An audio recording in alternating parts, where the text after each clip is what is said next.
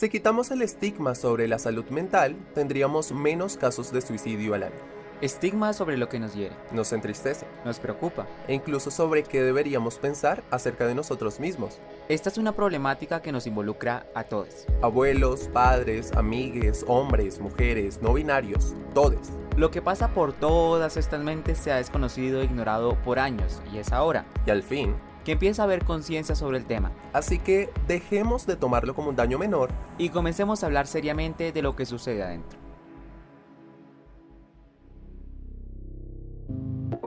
sin etiquetas, sin absolutos. Descifrando todo esto que nos cuenta. La psiquis. Si quitamos el estigma. Bienvenidos todos a nuestro programa del día de hoy en Si quitamos el estigma. Hoy estaremos hablando de un tema muy importante, la salud mental de los deportistas. Y es que los Juegos Olímpicos Tokio 2020 acaban de terminar hace un par de semanas y esta jornada tan atípica nos deja muchas cosas por analizar. Una de ellas es la salud mental de sus competidores. A fin de cuentas, creo que hay que tener muy claro que no hay nada que valga más que sentirse bien con uno mismo y con lo que se hace, ni siquiera una medalla de oro. Todo el tema de la salud mental genera toda una reflexión y conciencia acerca de algo sobre lo que no pensamos tan frecuentemente: la ansiedad, la presión y el peso que generan las pruebas para los deportistas. Imagínense, si la competencia nos acelera el corazón mientras vemos esto en televisión, ¿a qué nivel sensorial y mental estarán expuestos los competidores? Pero antes de adentrarnos ya en el tema a profundidad con nuestros expertos, sabemos que existen diferentes del asunto precisamente porque muy pocas veces se habla acerca de esto y porque por mucho tiempo no le hemos dado la relevancia que merece. Así que para tener una primera visión, quisimos saber qué opinan algunas personas en lo que respecta a la salud mental. Esto es... Preguntas en voz alta.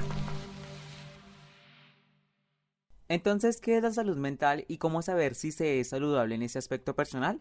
A esta pregunta nos respondieron Ninfa Vázquez, profesora de matemáticas de 46 años, Alexander Ríos, ingeniero automotriz de 45 años, y Joana Meneses, estilista de 38 años. La salud mental la entiendo como el equilibrio que hay en un ser humano entre su salud física y su salud emocional. Cuando las emociones están alteradas, también hay una alteración de nuestro cuerpo en términos de poco sueño, estados de irritabilidad, insomnio, dolores de cabeza y demás. Es encontrarse uno como físicamente y mentalmente en hacer todas las cosas que uno necesita en sus quehaceres, que uno se sienta bien y pueda descansar el cuerpo sin tener ninguna preocupación ni ningún problema. Para mí la salud mental es estar en paz y en tranquilidad conmigo mismo y con todo lo que está a mi alrededor, que todo lo que está junto a mí también se encuentre bien. Nuestra segunda pregunta.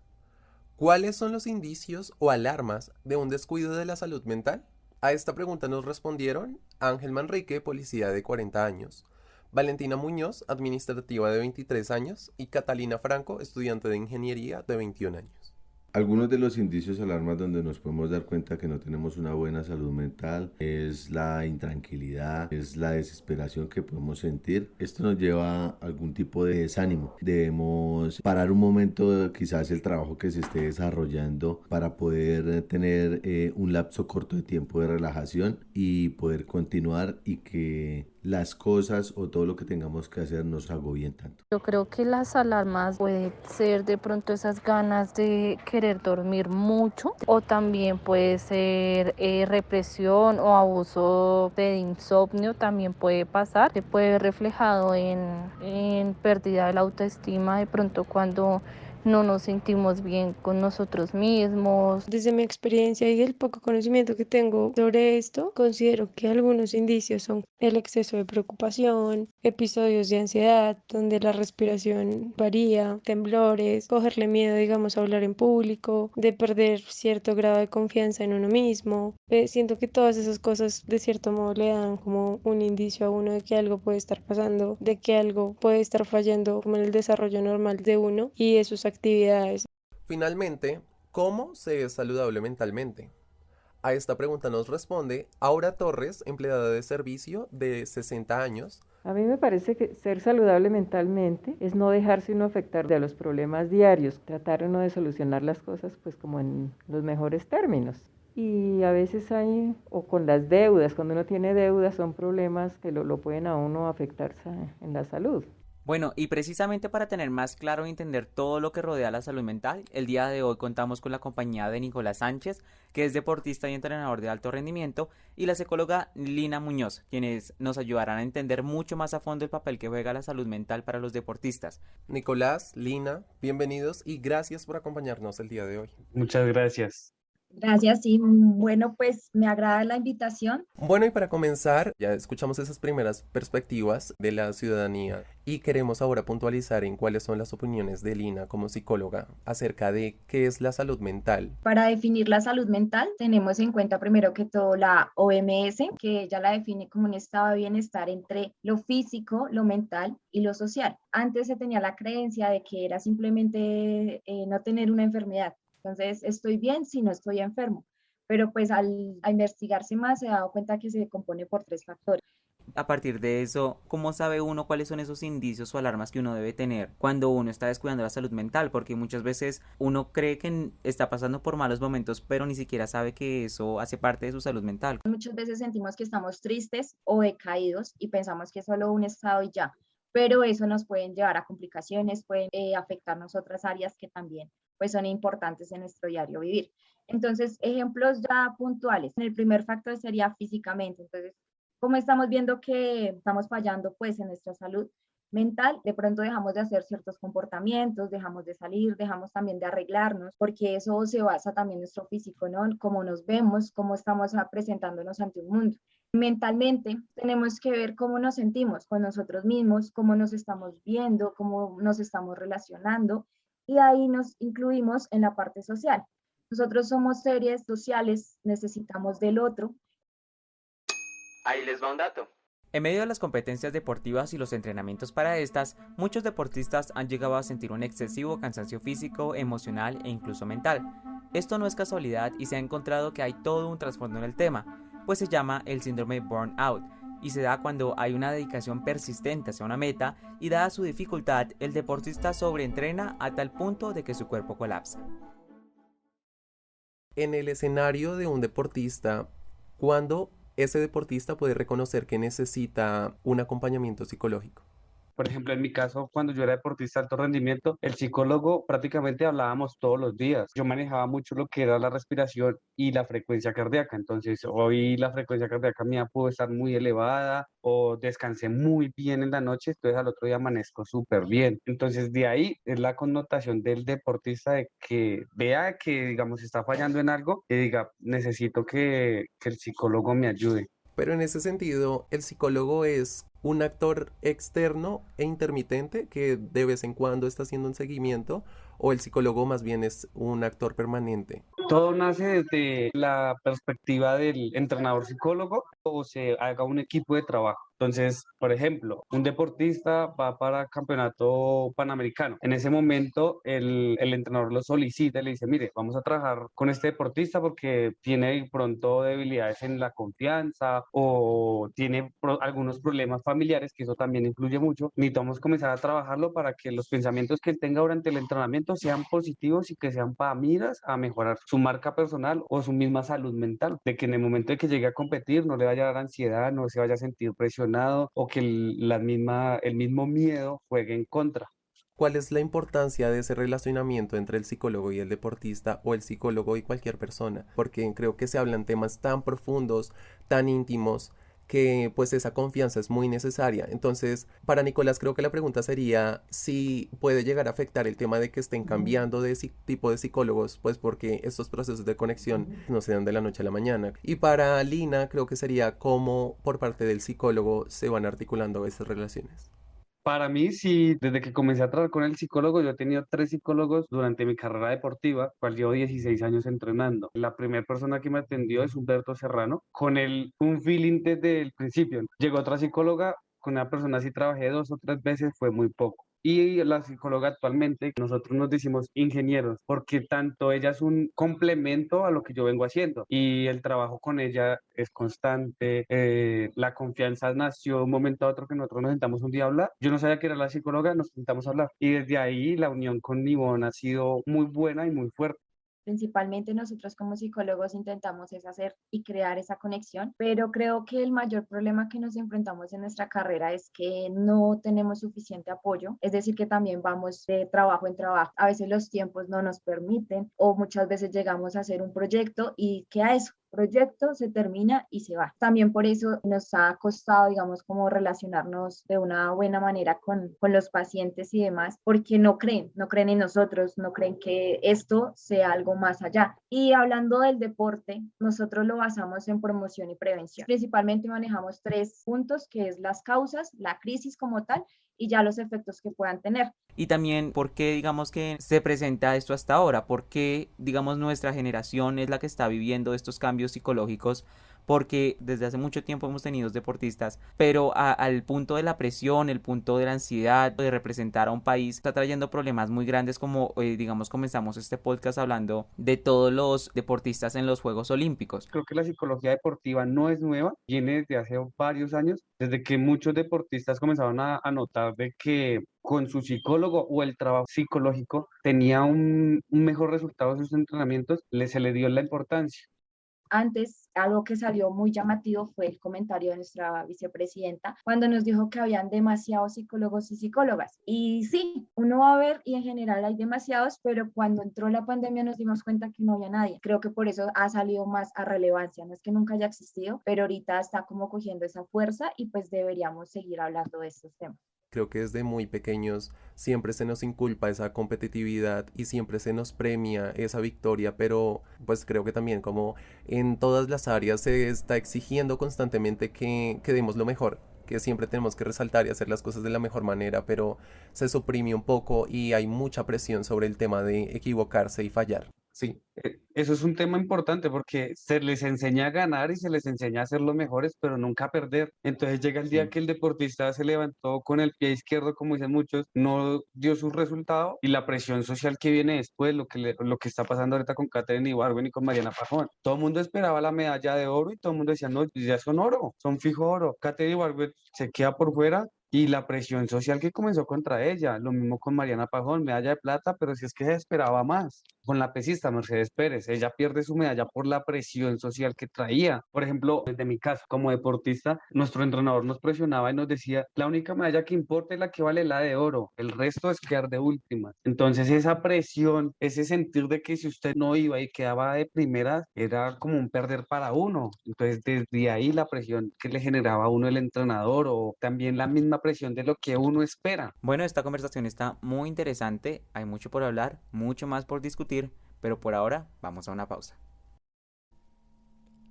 Cada respiración representa el riesgo de desarrollar ansiedad o depresión. A su vez, la velocidad de cada latido simboliza la frecuencia con la que una persona realiza algún tipo de actividad física. Una persona del común que realiza actividad física diaria o frecuente disminuye la probabilidad que ésta tiene de desarrollar ansiedad o depresión. Esto sonaría algo así. En el caso contrario, en el que una persona realiza actividad física con muy poca frecuencia, su riesgo de verse afectado por estas condiciones aumenta. Paradójicamente, la situación de un deportista de alto rendimiento suena así.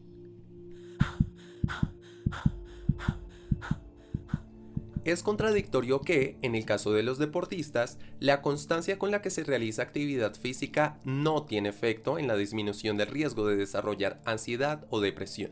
Todo lo contrario, estos aumentan en comparación con la situación de una persona del común. Esto es un llamado a la conciencia acerca del gran cuidado de la salud mental que se debe tener en el contexto deportivo. Aunque no debe dejarse de lado la actividad física, el exceso puede llevar a consecuencias dañinas para la mente. Mientras la ansiedad y la depresión toman la delantera, los deportistas van perdiendo la carrera.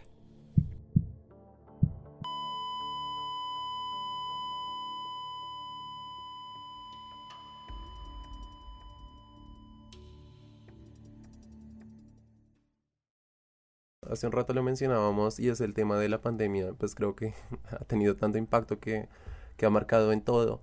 Pero esto también me hace reflexionar acerca de que vivíamos en un mundo tan acelerado que ni siquiera nos daba tiempo como para pensar en nosotros mismos y en cómo nos sentimos. Y si llegábamos al punto en el que estábamos cansados o nos sentíamos tristes, pues simplemente se nos exigía tanto que teníamos que continuar. Entonces, ¿cómo es ese cambio que trae la pandemia cuando estamos en medio de los confinamientos? Y entonces empieza a haber un gran espacio para ahora sí prestarle atención a todo eso que hemos acumulado. Y como van acumuladas, pues ahora son mucho más grandes. Yo creo que el buscar lo que dice Lina, la parte social es fundamental y el generar relaciones intrapersonales que sean buenas, que uno se sienta bien con ese núcleo que se encuentra. Entonces, el acercamiento de los deportistas hacia el entrenador y que confíen en uno también es fundamental.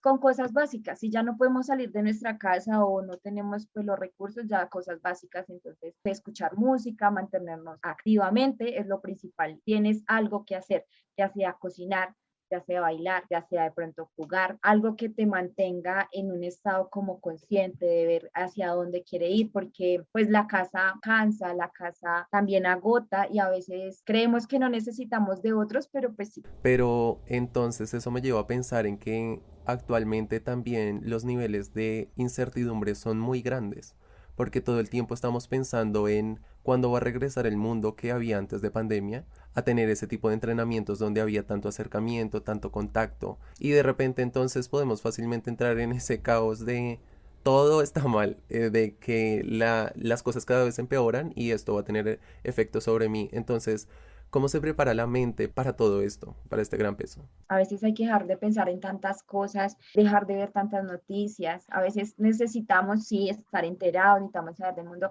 pero todas esas cosas nos dan angustia. Podemos prevenirlo desde ahí, ver qué nos hace bien y qué no nos hace bien. Por eso es muy importante conocernos. En el ámbito deportivo, digamos, la certidumbre es total. Muchos compañeros, digamos, llega la cuarentena y se les dio la posibilidad de que de pronto podían clasificar a Juegos Olímpicos. Y esa incertidumbre, muchos generaron tantas presiones que generaron más lesiones de las que tenían, solo por el simple hecho de saber de que tenían una oportunidad de poder ir a competir.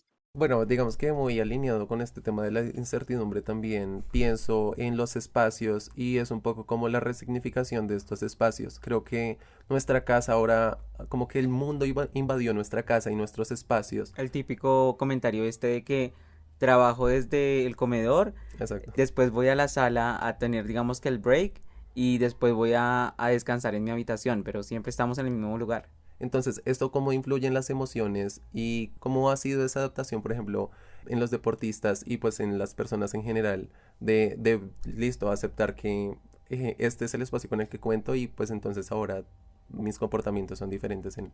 Algunos no siguieron entrenando por el simple hecho de que no se sentían en el ambiente o en el entorno del gimnasio, de que no tenían los implementos necesarios para entrenar, o sea, se desarticularon y no se sintieron bien y tanto así que dejaron de entrenar. Es triste porque muchas personas no pudieron afrontar esto de buena manera y créame que los trastornos que han salido de acá han sido increíbles. Creo que todo esto fue un gran cambio, pero el problema principal es que no todos tenemos la posibilidad de tener esos espacios, de que nuestra familia pues nos trate bien y lo que hablamos en colegios y demás también es algo preocupante. ¿Cómo se asume un poco la seguridad? Si esa seguridad nace a partir de esos pequeños triunfos, esas pequeñas recompensas que vamos obteniendo paulatinamente y eso nos genera como esa fortaleza y esa seguridad y confianza en nosotros mismos para ir avanzando y escalando en nuestras metas, o si por el contrario esa seguridad debe nacer de adentro, a pesar de que muchas veces las situaciones sean difíciles, fallemos. Entonces, ¿de dónde debería surgir esa seguridad?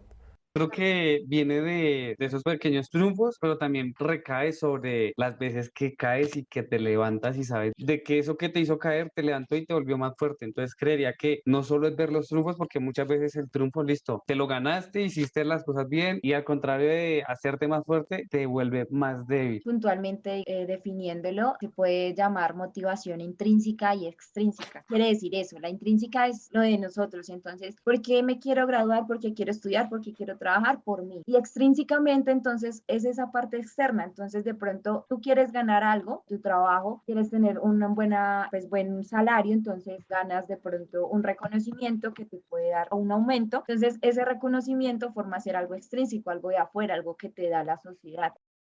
Ahí les va un dato.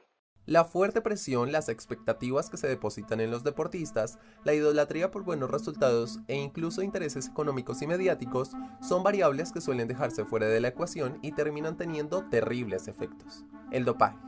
Todo por la obsesión de ganar. Queda claro entonces que este tipo de faltas no son solo cuestión de los atletas, sino de todo un ambiente alrededor de ellos al que debe prestársele mucha atención. Digamos que esta pregunta va enfocada hacia el deporte, pero pues creo que hay muchas cosas psicológicas ahí. Y es el tema de hacer trampa para ganar. En esta jornada de Juegos Olímpicos en Tokio, Rusia no pudo representar como tal oficialmente a su país, sino bajo el nombre de Comité Olímpico Ruso. Su himno no sonaba si algún deportista ganaba, sino otra melodía. Y pues esto se dio a partir de muestras de dopaje y de realizar trampa por ganar. Entonces, ¿cómo se analiza desde la psicología el tema de hacer trampa y qué pasa también en el deporte? De parte de la psicología, como hablábamos, cuando se enseña como esa victoria que tienes que conseguirla, vas a recurrir a todos los medios. Lo correcto y lo incorrecto se enseña, ¿no? Todo es enseñanza, todo es, pues la mayoría es aprendizaje. Tú aprendes con lo que vives, con tu entorno y demás. Entonces, pues de esa parte psicológicamente me imagino la presión. A veces hay que por eso también mirar qué es lo que estamos haciendo para obtener y llegar a esas ganancias, a esos beneficios. Y aunque no es justificado el hecho, ¿no? Digamos que a pesar de que lo que tú decías, Lina, me parece muy válido, también un poco de lo que le están pidiendo a estas personas es al contrario un tema de una presión mayor, más arriba de ellos, más grande que ellos, que no justifica sus acciones, pero que uno entiende por qué está pasando. Digamos, es por un poco entender también el espectro. En el ámbito del deporte es complejo el tema del dopaje. Muchas veces he escuchado personas del medio deportivo que dicen, no, es que si no se dopa no va a ganar nunca. Entonces ahí viene lo que dice Lina, o sea, es desde cómo se lo enseñen a él. Desde mi caso, a nosotros, si vamos a tomarnos una acetaminofén, tocaba con orden médica, si no, no lo podíamos tomar. Dos, el estímulo, porque le dicen a usted, si gana Juegos Olímpicos, son 200 y pégale millones de pesos que se le van a dar. Entonces esa presión que viene encima. Por ejemplo, en el caso del levantamiento de pesas, de tanto caso de dopaje que se ha dado a nivel mundial, en ese momento la federación está en riesgo de salir de los Juegos Olímpicos. Nos pasó a nosotros como Colombia, donde teníamos 8 deportistas clasificados y pasar de 8 a 3, donde los 8 eran muy buenos. Mis 8 compañeros que estaban en la selección Colombia eran bastante buenos, todos tenían la posibilidad de estar en el podio o ser un diploma olímpico. Entonces, por el querer de uno, nos toca pagar a muchos. El simple hecho de que por algunos pocos que se están dopando para los próximos Juegos Olímpicos hay la posibilidad que no se compita en levantamiento de pesas o en otros deportes. Sí, pues de eso también analizo y es como ese deseo de control, ¿no? El sentido de competencia y de juego ya cambia para la persona que decide doparse, porque ya no es como yo puedo ganar, sino yo voy a hacer que gane. Y bueno, pues creo que esto ha sido lo último, pero nuevamente agradecerles mucho por este espacio, por cada una de sus opiniones, porque esto nos hace reflexionar plenamente acerca de un montón de cosas que desconocíamos, algo a analizar para, digamos que tener conciencia en cómo nos comportamos, esta idea cultural de la victoria y de que no hay espacio más bien para fallar. Y les agradezco por haber respondido a esas dudas. Esto da para muchos más capítulos y lo importante es aquí empezar a generar la conversación. Creo que ya hoy al menos estamos entrando un poco en visibilizar esto, que todos tomemos conciencia sobre un tema tan importante como la salud mental en todos nuestros ámbitos, pero específicamente en el deporte. Despedimos a nuestros oyentes, esperamos que este capítulo les haya gustado mucho, pero más que eso, les haya generado mucha reflexión. Sí, ¿a ti qué te pareció este primer episodio? No, yo realmente lo disfruté mucho, creo que estuve ahí invadido por las dudas, pues creo que se hicieron muy buenos aportes y me habría encantado seguir como 3 horas más. Sí, desafortunadamente el tiempo tenemos que cuidarlo, por eso por ahora vamos a terminar el podcast aquí. Así que los invitamos a estar muy atentos de nuestro próximo episodio en Si Quitamos el Estigma. Gracias a ti. Y a ti. Hasta luego. Chao.